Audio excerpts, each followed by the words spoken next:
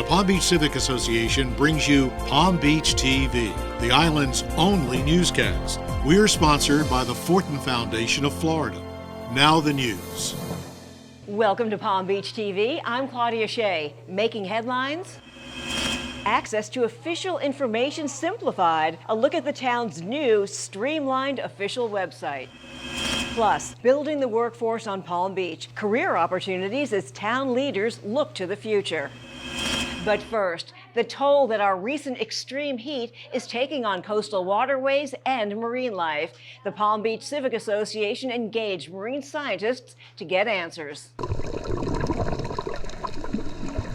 The rise in ocean temperatures along Florida's southeastern coast is taking a heavy toll on marine life, particularly coral reefs, which you can see by the lack of color, are showing signs of extreme stress along the Florida Keys. This video, provided to the Palm Beach Civic Association by NOAA, was recorded off the coast of Islamorada in late July. Around the same time, similar devastation was recorded off Long Key by scientists from the Smithsonian Marine Station.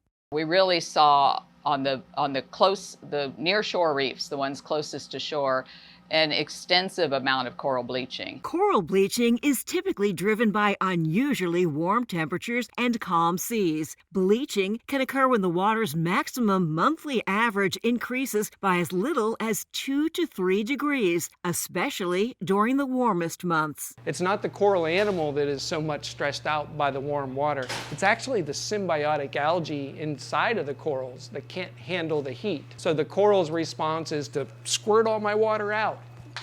Get them out of me. And what you're left with is clear skin and white skeleton, bleached. Once bleached and the algae expelled, coral loses most of its ability to get food and is at risk of starvation. If that lasts a long time, usually weeks or more, that can lead to coral death.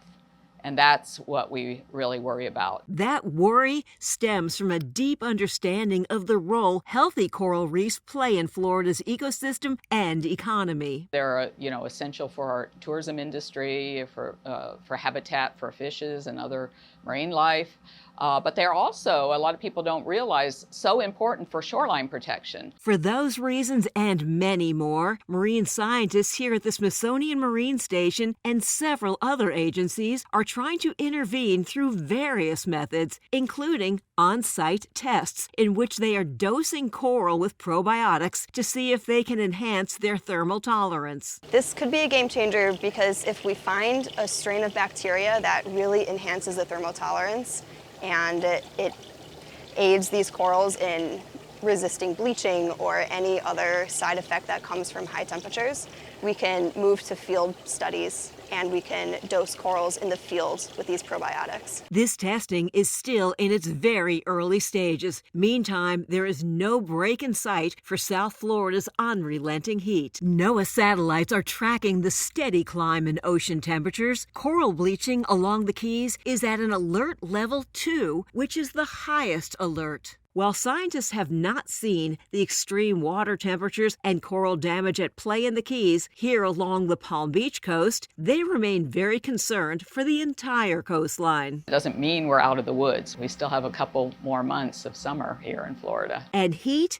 isn't the only stressor at play. Too much nutrients in the water is detrimental to corals.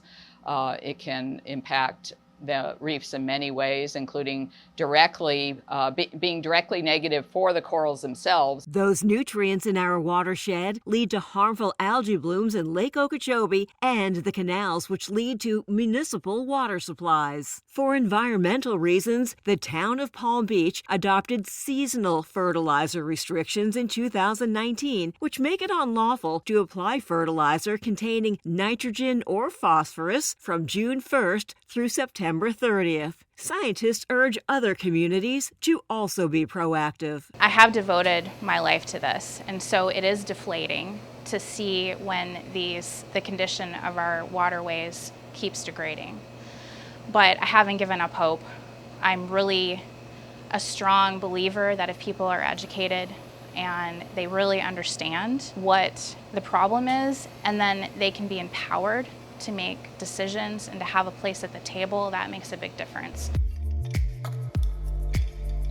More information at your fingertips. The town of Palm Beach recently debuted its redesigned and streamlined website. The modernized website, which can be accessed from your computer, mobile phone, or tablet, includes many user-friendly features, including direct access portals to permit information, public meeting agendas, online payments, emergency and sanitation service information, a calendar of events, and much more. In its updated layout, the website's homepage now also features a section dedicated to resident services, which includes a directory, ways to stay connected, public notices, public records, and a portal for reporting issues to the town. You can access the site online at townofpalmbeach.com. The redesigned Town of Palm Beach website also prominently features career opportunities. Applicants can apply directly through the website. The town is currently advertising for several jobs, such as public safety positions, including police officers and a 911 telecommunicator. The town is also seeking applicants for finance positions, including controller, who will oversee all elements of accounting operations, and the town is also recruiting applicants for the position of accountant. These positions and more are listed on the employment webpage, where you'll also find a link to be notified about future job openings. Thank you for joining us right here on Palm Beach TV, the island's only newscast. We invite you to stay up to date 24/7 by following the Palm Beach Civic Association online and on social media. Palm Beach TV is a production of the Palm Beach Civic Association. We thank our sponsor, the Fortin Foundation of Florida, and encourage you to let us know how we can provide news coverage that best serves our members and residents.